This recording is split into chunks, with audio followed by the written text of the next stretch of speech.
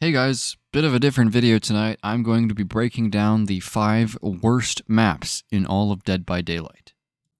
Some of these maps are terrible for killers, others are terrible for survivors, and some of them are even a terrible experience all around no matter what side you're playing. So without further ado, let me get straight into it here with number 5, Badham Preschool. Released with the Nightmare on Elm Street chapter, Badham Preschool is a massive map with 3 distinctly powerful building structures for survivors.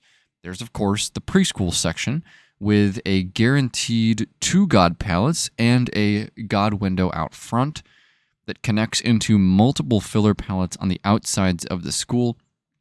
If the killer dares to break one of the doors, it can almost become an infinite. And that's not all. The areas that connect the preschool with the other 2 structures, the houses on this map, are filled with generally stronger than average filler pallets that are unique to the Springwood realm. These seem to spawn with increased consistency compared to other maps and can link directly to the House of Pain tile with a god pallet and a god window, as well as that one linking into the shack, and then the shack linking into more stronger than average filler pallets, and then also the 2-story house, which can spawn some ridiculously strong window setups on the bottom. So overall, Badham Preschool, absolutely terrible for killer. It has been for a very long time. And that is why it is going to be number 5 here on this list. Moving on now with number 4, a different kind of horrible experience, this one for both sides, and it is Fallen Refuge. Released with the Walking Dead chapter, we almost didn't know if this was going to be a map at all.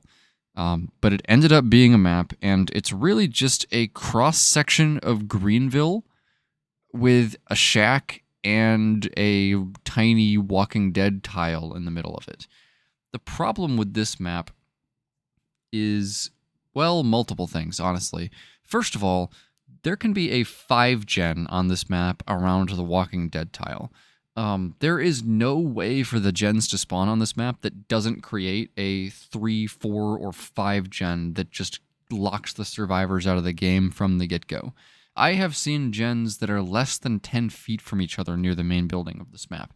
It is an absolute travesty the way the gens spawn, and it makes it extremely boring to play for survivors against a killer who is dedicated to holding a gen setup. Additionally, the map is so small that it's almost impossible for the survivors to just kind of ignore and save the 3-gen for later, or try to break it, because the gens in the 3-gen are almost always so close together that the killer doesn't even really need to have mobility or ranged power to hold it. Also, this map is notorious for being filled with double pallet setups. These were cool when they were first added along with the Greenville realm and the All Things Wicked chapter, but they quickly became boring when survivors realized that the only good way to play them against a skilled killer is to just pre-drop both of them as quickly as possible. Fallen Refuge is filled with these, and it can make chases very boring. Lastly, but not least, aesthetically, this map just sucks to look at. It looks like, I don't know, some person has farted all over the map or something. There's a giant green cloud of gas, makes it hard to see. Even with filters, it sucks looking at this map. So that is what is going to land Fallen Refuge at number 4. Coming in at number 3 is Forgotten Ruins. Released in the Dungeons and Dragons chapter and an addition onto the Knight's Realm, Forgotten Ruins is one of the most direly in need of a rework maps in all of Dead by Daylight. While it's visually beautiful to look at, as is the case with a lot of these bad maps, except for Fallen Refuge, Forgotten Ruins has a serious problem with its basement dungeon area. There is a static 3-gen that spawns down there every single match, no matter what you do. And if the killer only wants to protect that 3-gen, there's nothing stopping them from doing that. There are only 2 ways down into the basement, a staircase and a portal. The killer can just kind of camp that staircase and portal area and just never let anybody do a gen down there. It's an extremely boring way to play, but it is extremely effective on killer on Forgotten Ruins. Additionally, the way that the portal system works allows certain trap-based killers like Trapper Artists also can just place their damaging item in front of the portals and sit there in the basement. If they have a hook in the basement, they can just sit there and wait for somebody to come through the portal, and that person just dies. So Forgotten Ruins has huge problems with camping the basement 3-gen, as well as the top of the map shares the same pallet generation as the Shattered Square, which we'll get into later. And it just sucks all around to play on. Survivor, you're dealing with like killers camping the basement and being unable to do gens down there or save people that are hooked down there because of the portal system. And then on Killer, you're dealing with ridiculous pallet RNG setups on the top side of the map and being pigeonholed into holding the most boring 3-gen in the game. So that's what's going to land Forgotten Ruins at number 3. Number 2 coming in is Trickster's Delusion. Released in the all-kill comeback chapter, Trickster's Delusion is a massive map that looks smaller than it actually is. It is the first ever city-based map that we've had in Dead by Daylight, and of course, it looks beautiful. It might be the most visually striking map they've ever made. Unfortunately, it just sucks to play on. I can't think of any killer who would want to be playing on this map besides maybe a stealth killer in the streets area. The pallets are extremely strong. There's god pallets strewn throughout the map. It's extremely difficult to figure out where the survivors have spawned on this map because the buildings are such huge line of sight blockers.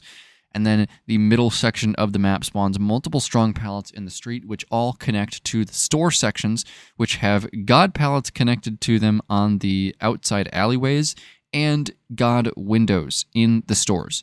The convenience store areas on this map, as well as the clothing store area.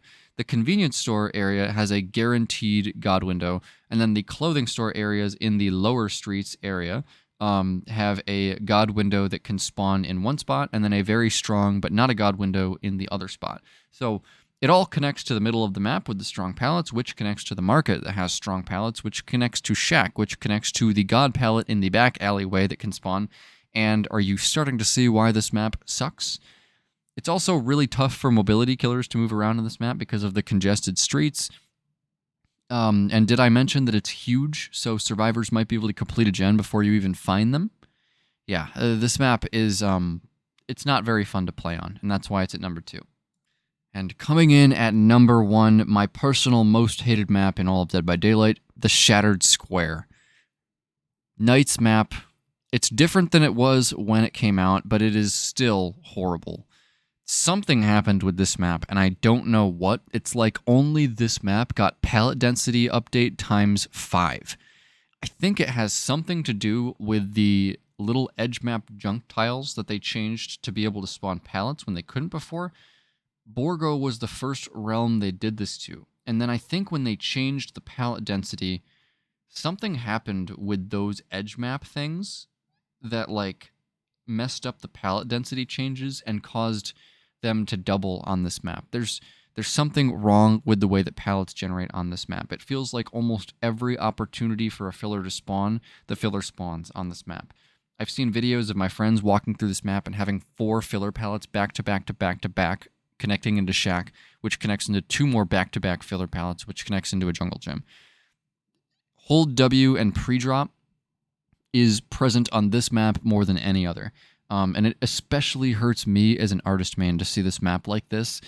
It's just one of the most boring maps in the entire game to play on now. It's basically just a square where the pallet generation is just wrong.